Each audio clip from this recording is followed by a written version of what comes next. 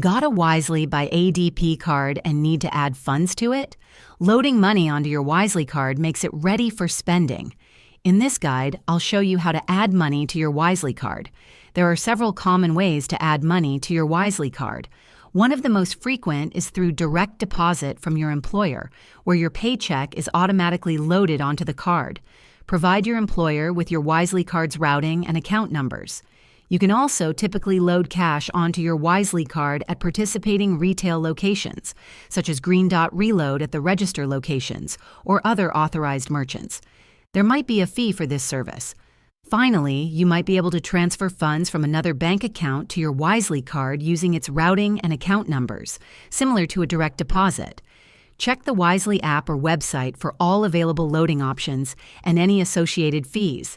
And there you have it. Adding money to your Wisely card is easy. If this video was helpful, give it a thumbs up and subscribe for more tips.